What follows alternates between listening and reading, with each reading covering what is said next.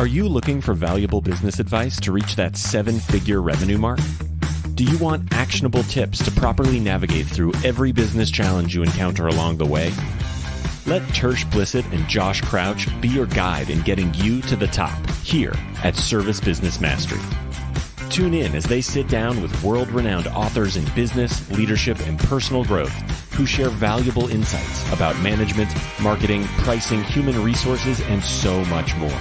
Let their nuggets of wisdom gold guide you in owning a thriving, profitable, and ever-growing business. Here are your hosts, Tersh and Josh.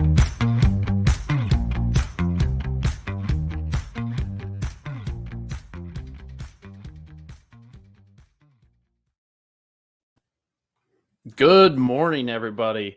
Welcome back to the Service Business Mastery Podcast. I am one of your hosts, Joshua Crouch. Tersh is under the weather today, so he is not going to be able to make the show. So hopefully he recovers quickly and we can get him back on the show, because this is, I think this is episode 2 now that I've done solo without him. That being said, I am super stoked. I've been promoting this a little bit in the various Facebook groups and things like that to be talking with Billy Stevens today. Billy has a kind of an interesting journey through the trades, from everything from getting into the trades, building a company, selling a company, getting into the service as a software space, or SaaS, if you're not familiar with that lingo, with his billygo app. And then now we are going to be talking about his latest foray into building systems with software that are going to help with automation, efficiencies, enhancing field communication with your office, and a whole bunch of other stuff. So we are super excited to have him on the show to essentially really broadcast this thing out there. It's been in Facebook groups. I've seen it a bunch of times, but this is a way for us to kind of broadcast it out and have Billy kind of share his story. So with that being said, welcome to the show, Billy. Good morning. Thanks for having me. Yes. So let's start with your story. You've been in the trades a long time. So why don't you start with your story and let's take it from there. Sure. Back in the early 90s, I got into the trades quite by accident. I was actually working for a home builder, and our plumber asked them to come out and give us some proposals on 3 new starts that we had. We had sold 3 new houses, and he told me he couldn't get there for 3 weeks and he was going to raise my prices 20%. And so I just politely asked him to leave, and I thought I'd go get another plumber. 2 weeks later, I only got one plumber to even take my plans, and he never unrolled them. So I went with my tail between my legs back to that company. That company was named Berkey's. And I said, okay, I'll pay your 20%. Can you be here next week? And he says, no way. It's 3 weeks from today. We took you off the board. And I'm like, oh, what's going on around here? I'm very interested in this. And long story short, I had a great, gracious father-in-law that loaned me $10,000 and co-signed on the loan, and we were off and running. This was in 1996. Over the course of 15 years, we 100x the company. I actually paid him back his 10 grand, by the way, in less than a month. I hope so. I was going to say that's a great investment. Yeah. I paid him back and with about $500 in interest, and bought his dinner when I gave him the money, which was a first as well. So he probably enjoyed the dinner more than anything. Yeah. So it's a great fireside story still to this day. So anyway, we were off and running. We just started innovating, trying to do things different. We had a great platform back then for what was available back then, and a lot of pen and paper. And email was new. I mean, we didn't even have email. I don't know the exact year, but it was like, I don't even know if Google was around. I mean, was no, Google no, around Google in 1996? I don't think that was like early 2000s. We didn't see email or Google probably till the 2000s. Okay. If I remember right. And so email was going to change everything for us. And so it was a lot of fun in the beginning. It was kind of like Facebook, I guess.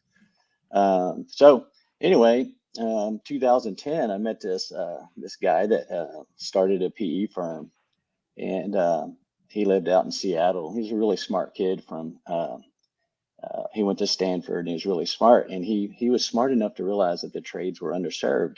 And back then in 2010, if you wanted to sell your company, you typically sold it to a competitor or maybe to your kids, or you just closed it down. The roll-up thing and then had imploded by then. In the 90s, we had the roll-ups and they all imploded. So that was no longer a viable option. So this was something that was totally new. This PE firm being interested. And what got them interested in our company was the fact that we had EBITDA that they had never seen before in pretty much any company, whether it was car dealerships, whatever the type of company was. Our EBITDA is what impressed them the most. And so back then with the pen and paper, very little functionality on software, we were still able to attain a 24.4% EBITDA. And we grew it every year. From, while we were double-digit growth in the actual revenue, which is a very hard. There's a term for that. They call it a gazelle. And at the time, we were a gazelle because we had done this numerous years in a row.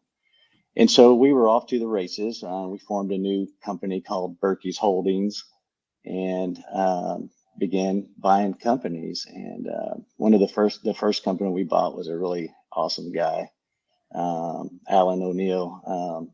Brought him on board, and he was very smart, really liked his story. And then after a while, my parents were getting sick, and I decided that I wanted to leave the organization so that I could, take care of them. Had the opportunity, I had the ability to stop doing what I was doing. And so I left them, and they went on to do great things and created the Wrench Group, and they're off and running. So I'm very proud of all the work they've done. So and this is showing Mike, because this is all before my me entering the industry. So that is how the Wrench Group started. Yes, sir. It started at my business. Yeah. I had no idea. That is. Yeah. It wasn't called the Wrench Group back then, but it was what it evolved into. And basically we were the platform company, the first one. Wow, I had no idea. You should have told me that before the show. That was great.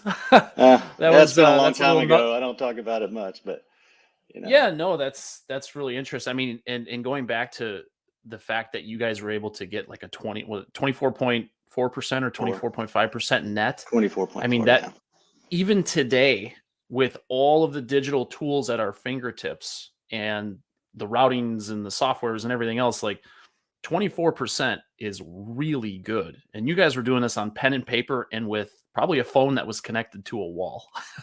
Yeah, exactly. So and okay, email just came out. Yeah, I mean, and I think about that from my perspective. I use email all the time for my business, for clients and stuff like that. Like as far as client retention, those ways of keeping clients was a lot more difficult back in the day, because you had to fight for the mailbox, or you had to fight for the yellow pages and spend a ton of money on the yellow pages. Whereas now you get distracted every 5 seconds with something else. So you left, and what made you want to start the next chapter of your life as far as billygo? I just felt like I wasn't finished. I didn't really want to start another Berkey's. I didn't want to do that again. I've already been there, done that, and I did a really good job at it. And so billygo was really created so that I could build a franchise. And I wanted to use software that I created for my own franchise. Because the problem with, franchises are very popular. But one of the main things that keep people from the corporate world from getting into a plumbing or an HVAC franchise is they just don't have any knowledge of the industry. And so the concept was, well, how do we do most of the work for them so they can actually go in and have the whole company work on the business instead of in it? And so let Sera be in it, do most of the work, and then let everyone in the company work on the business. And so that we could do the things that we always want to implement. Like better rehashing, all these things that we never have time to do really good unless we just continue to add people to do all these jobs. And so let's reduce the load of work on everybody, and then focus them on more, revenue generating type jobs. So billygo was built primarily for franchising. Now, did you use that for your own business at all, or you just use that as you built the platform and kind of introduced yourself to the service as a software space? Yes. So basically, it was built for billygo so that we could use it over and over again, right? And that was the whole premise of building it. And I had a really, by chance, a friend of a friend said I need to meet this guy and talk to him. And he was been in the software space for years and has done quite well. He was actually the CTO for Mark Cuban. And when they took broadcast.com and put it on the internet, he convinced him of that. It's the story I was told. And then they ended up selling it to Yahoo for $5.6 billion or something like that. They had a great lot of outcome. money. A lot of money. So all those guys are, they were pioneers in their day. And so we had a 1-hour meeting scheduled, and I had several meetings that day that I had after that. And he ended up not leaving until about 9 o'clock that night. We wore out about 10 markers on the whiteboard. And he says, look, you're doing this all wrong. You need to do this in SaaS, and you need to share it with everyone. And so that's when we made the flip. So I'm going to tell you, I spent a lot of money building that app.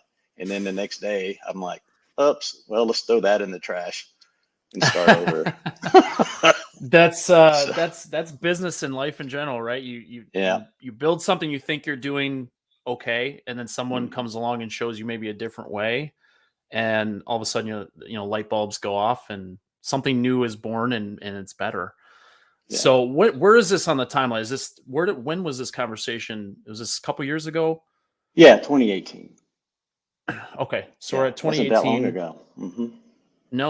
No, and the beautiful thing about technology these days is things can be done a lot faster than they were back in the day, where you can put things together and develop a lot faster because kids these days, I've had to, when I edit my own videos, I have my 13-year-old help me sometimes. So yeah, exactly. Because they know how to do it on the phone. Like they just do, and then it's done and it's all set. And I'm like, oh, can you show me how to do that? But so you had this meeting, took you to 2018, and Sera, or at least the concept of Sera, was born. Now, correct me if I'm wrong, you got back into the trades to essentially work this app and to kind of work it for yourself. Is that right? Exactly. billygo was created to be our beta tester from day one. I mean, I just couldn't figure out how I could build something that sounded great on paper. And then when you gave it to the techs or you gave it to your administration and they came up with all these things that it didn't do, and you thought you figured out everything. And so they were on board from the very beginning. And I want to talk about that for just a second. So we decided to start billygo, and we had no customers. We were not going to buy any companies. We were going to do it from no customers at all. But for 5 months, all we did is we sit around in one room. I had 2 department managers, a dispatcher, a CSR, 4 technicians, a warehouse manager. And every day we sat in there together for 5 months and we said, what's your pain? Where's your pain? How can we eliminate your pain? And everybody bought in. So for 5 months, I was paying these people without even trying to open a business. But we knew if we opened billygo and started trying these new ideas and, just questioning everything, that's what we did. And by doing it like this, it enabled us to build a product, that really helps you run your business in a way that can really grow your EBITDA, grow your memberships, and actually have technicians want to come to work for you. Well, I love, and I saw this story before. That's why I really wanted to get you on here, because I love the fact right now software is developed by people wanting to come into the space and think they solve a problem and stuff like that. The problem is they haven't run these types of businesses, and the information they get is through someone else or someone else's experience. Like they don't have that inner knowledge of all of the troubles that a service business has. And it sounds like you guys took literally every main position and got feedback over and over again, and just hammered it home until you figured out all of the little details that can make an operation streamline, which I think is it's and no offense to any software companies if they're watching this, but this is where having that inner knowledge of working within these businesses really pays off. And so that took about 5 months. So what about the development of the app where it actually could be something that you guys could put out in the market? How long did that take? Basically, we started beta testing in January with other organizations. And so we got our January beta of test this year? of this year. Yes, sir. Okay. And we really weren't going to launch publicly until after Victor Rancour's Service Hero show. But it got out there before that, and then, it's gone kind of crazy since then. So, just like we thought it would. We thought it would be a hit, and seems to be working out that way. Yeah, it's one of those things, and I as I mentioned you prior to the show, I've had several people do a demo with your team, and I'm not sure if that's you or someone else, but someone with your team, and they're very impressed with what you have so far. So going into Sera and what it is, do you want to kind of walk us through some highlights of things that you guys have figured out and walk us through the program a little bit? Absolutely. So I'm just going to pick a few items and then just talk about how we improved them and made them a lot easier to deal with. So one of the things we did in our roundtable discussions is we decided to see how many touches were in a single service call. And what I mean by that is when a customer calls or books online. So say, for instance, a customer calls and you have a CSR answer the phone. So that's one touch with that customer. It's a busy day, and she puts the customer on hold and asks the dispatcher if there's any availability for this person. So that's a second touch. So we've disrupted the dispatcher's job, what she's trying to do by asking questions like this. The dispatcher then gets on, the phone and calls around because it's a great call and we need to try to do it. She calls around to find out when guys are going to be done. And so now she's reaching out and touching these technicians, right? And they're out there trying to do their job. And so at the end of the day, we came up with approximately 28 touches on an average service call.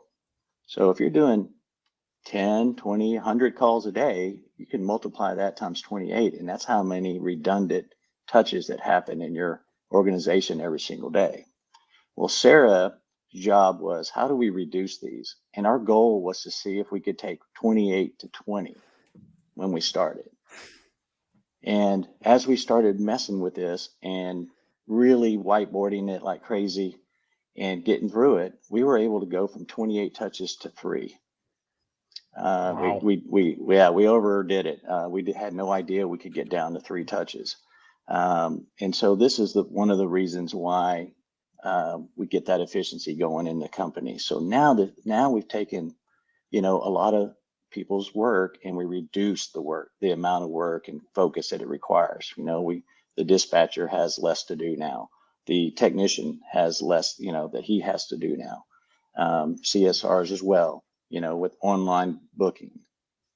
These are the things that really did help us change what we were doing. And so let's say, for instance, when a dispatcher calls in sick, that's the worst day in the world for any company. Especially when it's hot or cold. It's just the worst day in the world. And you basically hire them and say, look, you can't have vacation, right? Of course, they won't ever say yes to that, but, you wish that would happen. But now with Sera, anybody can just, walk over there and take over because about 70% of the dispatching work is done within our software. And they just need to take care of the one-offs. We'll never eliminate that position, but what we'll do is make that position a lot easier. And so a really good dispatcher, really good one, can probably handle about 7 to 10 trucks. And that's quite a bit. But with Sera, the same dispatcher can handle 20 or 30 trucks easy. And so it makes a big difference. That's incredible. And and this is where I think, and again, we're not, this whole segment's not to bash anyone else, but the automation and removing the touch points is so crucial because not only do CSRs, technicians, salespeople, dispatchers have to learn the soft phone skills and have really good customer service, they have to try to remember all of these little things that they have to do inside of a software program. Mhm. And it's a lot. So what happens is you end up having this bloated office staff to try to manage all this stuff. You have people to manage the program. You have people that, you got one dispatcher per 5 to 10 technicians. So if you're a bigger company, you got 2, 3, 4, 5 dispatchers. They all got to work together and optimize the schedule and the routing and everything else. And it just becomes kind of mass chaos. And Yeah, I'm sure. we're consistently seeing when we talk to these folks, we do demos for them, we're consistently seeing anywhere from 2 to 1 to all the way to 3.4 to 1 ratio. As far And as that ratio, technicians to office. yeah, so the number is not 3.4 technicians, it's 3.4 people supporting one technician. I've seen it as high as that. And it seems like the bigger the companies are, the higher that number is. And that's just not sustainable. And that's why the pricing of equipment, when you put your markup on it, has gotten as high as it has. Because you have to charge this much money just to get some profit out of it. And this will allow you to reduce those costs and know your costs so that you can, manage your business and not have to always be super, super expensive to cover all your costs. Therefore, you can sell more stuff, be more competitive. You could offer more 10-year warranties. There's great warranty companies out there that, it's tough for them to offer those additional warranties. But if you got your numbers right, now you can start doing that and separate yourself, from your competition, things like that. So outside of touch points from the time someone calls to the time an appointment is done, are there other things that you guys have focused on to streamline the operations of a service business? Oh, absolutely. Part of getting those touches reduced, we had to have a outstanding tech app, and it had to be linear. And we call it the quarter pounder with cheese effect is basically what we named it. And what that means is, that quarter pounder with cheese is built the same way everywhere in the United States, right? It's exactly the same, the exact amount of mustard, the exact amount of onions, whatever, the amount of time that they spend cooking the burger. So it's replicated over and over and over for consistency. And so we guide the technicians and we help them be consistent. And with consistency, we get a customer that's not confused. They know what the experience is. They know what to expect from the experience. With training your technicians, it's a consistent way of flowing through the tech app. And it allows them to do a much better job, much easier. We make it very easy for them to build quotes. You can build multiple quotes, 6, 7, 8 quotes, however many you guys want to do, in 2 to 3 minutes. And just following through a system. So we want to be linear, and we want to practice this over and over and over again for consistency. That's awesome. No, so on that point with the field technicians, because this is also where a lot of balls get dropped in the service business. And I've seen this happen from my own personal experience, and I've seen plenty of Facebook group chats about this. A job gets completed.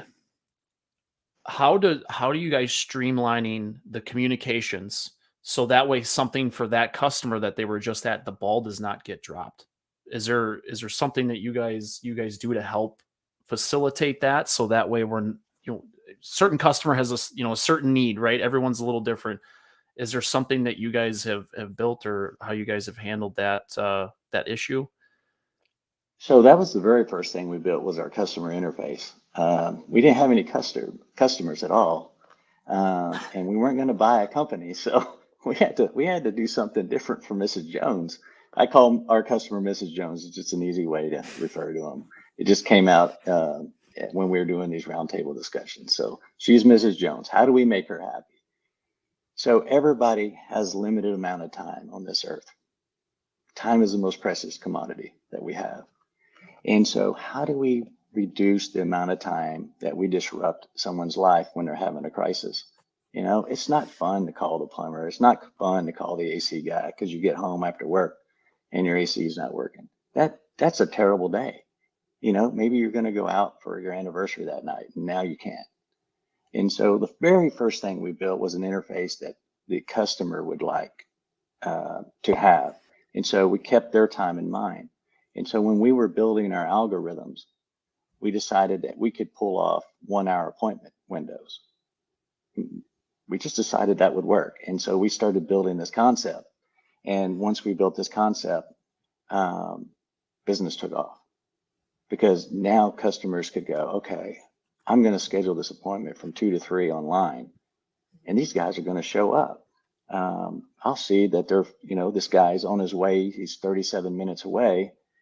My son's soccer practice is 5 minutes away. I'm going to go drop him off, come back, deal with the plumber instead of waiting all day. The That's technology, huge. yes, sir. The technology will allow them, will inform them of what, the status is, when we're leaving the house, when we're leaving the last job, when we're going to arrive. And the other flip side to that is you have a technician and he gets his next call, which he can't see any of his calls, by the way. He can only see what's going to come next and what he's on at the time, and then he can't see the next call until he actually accepts that call. And what's going on with this guy is he also sees on our app that he has 27 minutes, let's say, before he even needs to leave where he's at before he's late. So maybe it's noon and he wants to go grab a burger real quick because he hasn't eaten yet, or it's 2 o'clock. He's starving. So he knows he can go grab a burger and then eat that and then head on over there. And so it even gets him the time that he needs to have time to do things for himself, if he needs to. Obviously, we would love to arrive, in the beginning of the window or within the, in the middle of the window, but just hitting the window is really important. And it's a concept that just blows everyone's minds, that how can we do a 1-hour appointment when we struggle to do half-day appointments, and we struggle to communicate. Or full day windows. I've seen people do 8 to 5s yet. Yeah, I mean, we'll be there by midnight, but we don't know when, right? And so if we could give them a 1-hour window, we give them the feeling that they are the ones that are booking the call. And so we start marketing this information. Say, look, you're the dispatcher. You tell us when we're coming. Even though we control it, the appearance is to Mrs. Jones that it's them making the decision. And not only that, the technology can make the decision on whether it's a priority call or not. So for instance, if you got a full board and it's the beginning of the HVAC season and the board's full and dispatcher's already yelling out, we can't take any more calls, but on the board you've got 15 or 20 tune-ups, or maybe you've got some equipment that's not cooling, but it's only 3 to 5 years old, and you get a 15-year-old system come in and you've just been told you can't take any more calls. And so what do? You try to book them. We can't get you today. We'll get you tomorrow. Well, they're going to call someone else, right? Well, Sera understands that 15-year-old call is potential profit. It's an opportunity, a big opportunity. So it will gladly put a 5-year-old system up and unassigned and book that 15-year-old system right there where that 5-year-old system was. And then at that point, that's when we get the dispatcher involved. We have a policy at billygo, and there's different policies at other places. But at this time, we want that personal touch, so we give that customer a call and say, look, we're gonna reschedule you for later today. We've had quite a few emergencies, or whatever you want to tell them. And they'll also get messaging about rescheduling as well. And they can say, yeah, you can reschedule me, or no, I want you to still come. So you still have, situations that you need to deal with. But the main thing that we try to do is, how do we serve up, these better calls so we can get the revenue up and manage the lesser calls to where folks are, still not too unhappy about it. So we're like, what can we do to turn a negative situation, being late, into a positive? So we decided to give $1 back for every minute we're late. And we're like, well, that's going to cost us a lot of money. and because we haven't perfected this yet or whatever. So we kept working on it. And I'll say in our second year that billygo was on time on the 1-hour appointments, 90.1%. And we're seeing the same thing across the board with all of our, with all the folks that are on our service. The industry average is 72% on a 4-hour window. And we were able to achieve 90% on a 1-hour window, through better, more intelligent, thinking throughout the system. So Well, it's not going to overbook you. That's the key. It's going to know when a guy is off. It's not going to be that panic when, why isn't this guy here today? We got these calls. Well, remember he sent in an email or an asked for that day off and you said he could have it. Well, you got so many inter office emails that you forgot about this. And Sera won't forget about it. Sera knows so that it won't book calls for this guy. Well, I think that's an important point to drive home to anyone listening to this. Dispatcher is usually one of the most unsung heroes of your business because they make everything work. They're like the conductor of the symphony, right? Like they make it all work together and all come in harmony together for that day. And they have to do it every single day, and they have to start over every single morning. I've done a lot of dispatching in my day, so when it's busy, I know how crazy it gets. Mm-hmm. And you need a certain level of your pants are kind of always on fire. You always have to be looking for the next way to move the board around. So any help that a dispatcher can get is, I'm sure they would all be very welcome to that idea. One question that I have that we didn't talk about, and this is, so when people think new software, they get migraines immediately. Like it, before they even are signing on the dotted line, they're like, oh, software, this is going to be a few months of my life. So take us through, Sera, what it looks like to onboard and start using your program. Well, believe it or not, this topic was brought up in our roundtable discussions, and how do we change how this works? We know there's, long wait times. There's no training. You get a software and you basically dive in and start trying to figure it out. At Sera, we took a different approach. We were able to build, I call them bots, if you will. And those bots can go in and grab this information out of the software. And we can actually show you all of your software inside of Sera in 24 hours. Therefore, we allow, and at that point, we give you the software within a couple of days of you signing on the dotted line so you can start playing with it. And then while we're going through the process of helping you set it up, which we do, we hold your hand through the whole process. From start to finish, we have someone there guiding you on how to set things up, answer your questions on why you want to do it like this. We do this the whole way through. We just don't give it to you and say good luck. We walk you through the process. We get you set up, and pretty much we can get you onboarded in about 30 days from the time you sign. Of course, we want to take that goal and turn it and cut it in half. We're hopefully by some point next year. This is a 2-week turnaround. And so the training that goes on, we need to train your technicians for 2 1-hour meetings. That's it. 2 1-hour meetings, and they are doing the quarter pounders with cheese. It's very simple. And then your admin staff, we have 2 to 3 meetings with them, and they're usually about an hour long. And at that point, when you're ready to go live, you go live that Monday or whatever day you choose, you're up and running on the system. You've been playing with it for 30 days. You've been checking it out. You're ready to go. You've been coached, and immediately things start happening. And the effects of Sera happen immediately. Getting those calls in are very important. And what we built to get those calls in, to get Mrs. Jones to pick us, is very important. And so this technology understands the difference between shoppers and buyers. If you set it up properly with Google's going to send you buyers. They're not going to send you shoppers. And that's why we've experienced, do you have something that helps? Do you have something that helps with that? Because obviously, absolutely. I'm in the marketing world, the SEO world. So getting calls and getting leads is literally what I do every day. So if there's something that can help them, can help contractors get more of that, that's obviously something I'm super interested in. But how does it? Can you go into that a little bit? Sure, absolutely. So what we built was a portal, just like you have at your doctor. So your customers all have a portal where all their information is stored. And so we drive all of your customers to your website to book calls. Everything is booked through the website, right? And so these people are repeatedly going to your website, and they're spending time on your website. And Google, we cooked up everything where Google can see it, right? And so Google can see the transaction all the way through completion. right? And so we're showing them satisfaction that we are a trusted source, right? And so your website becomes a source of authority for Google. All Google wants to do is make their customer happy. They want to give them the right choice. And so we help you confirm that you're the right choice.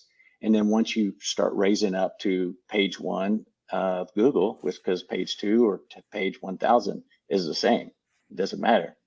You have to be on page 1. And I know SEO is kind of fallen back a little bit, but I can tell you it hasn't, because everyone follows Google. And if you have a high ranking in SEO, you will get more Facebook calls, you'll get more Instagram calls, you'll get more Yelp calls. They all follow their lead.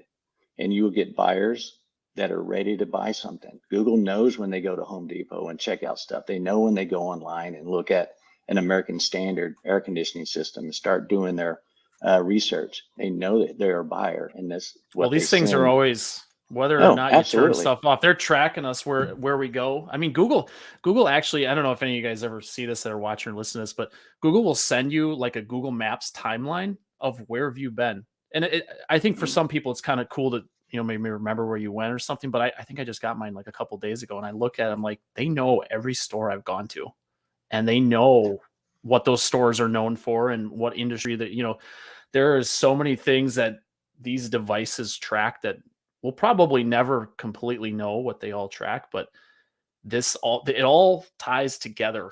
It's not separate. It all ties together somehow. And they're using that information to make sure you're served the best ads, make sure you're served the best search for your query. So in regards to marketing, since we're talking about marketing, and I absolutely love marketing, are there other things you guys have built to help with the efficiency, maybe some automation that help on the marketing side after a service call is completed? So there's a lot of efficiency built into our system. You cannot achieve a 24% EBITDA without efficiency. You just can't. You have to have everything working in unison with each other. And by doing this, we have done several things for that. We understand efficiency when it comes to technicians and what they sell. We understand efficiency when you're talking about getting, booking calls. We understand efficiency when people book online. I mean, we know that they enter the widget, it's about a 98% success rate. They will book a call. If they get in the widget, they're going to book it. So these are the things that we understand, and we try to keep it simple. That is our key word here with Sera. It's always about being simple. We want to make it easy for these guys to take control and ladies to take control of their businesses and do it as efficiently as possible. And so we have a lot of efficiency things that we have built in that you'll have to experience once you get our software. Oh, you're going to leave us with a cliffhanger. I'm going to have to on this one. Well, I know too for valuable.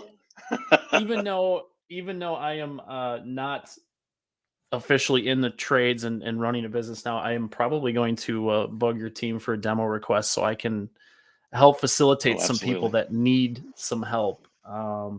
But is the best place for them to go book that demo? Is that Sera.tech? Yes, sir. Go on there, fill out the form. From there, you'll get an email with a link to schedule on the calendar. We are adding onboarding specialists every day. We're having great success with that, building a huge team for that. We got to have that huge team so we can handle this onslaught that we're experiencing right now. So I was going to say, with between getting out on things like this and the Service Hero event that Victor is throwing, is that end of this month? End of this month, yes, sir. Halloween weekend there in Vegas, yes. So Tersh and I are actually going to be at the EGIA event, which is going to be in the same city. So we may be having to stop by and say hi. All right. See you at the bar. Yeah, that's where the best meetings happen, right? Right.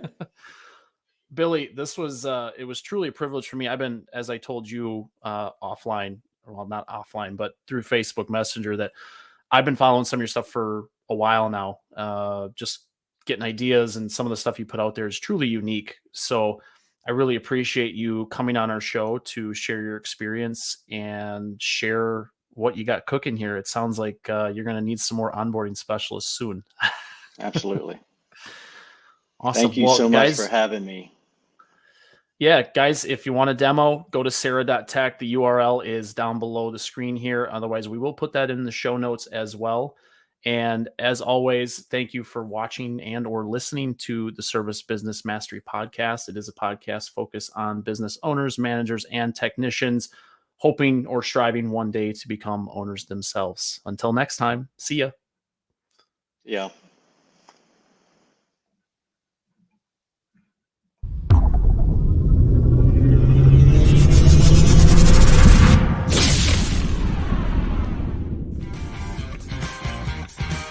Thank you for listening to this episode of Service Business Mastery. Now that you are equipped with essential business advice from this impactful conversation, you are one step closer to becoming the successful owner of your dreams. If this episode has been helpful to your business journey, don't forget to subscribe to the show, leave a rating, and share it with other owners as well. Visit servicebusinessmastery.com to learn more.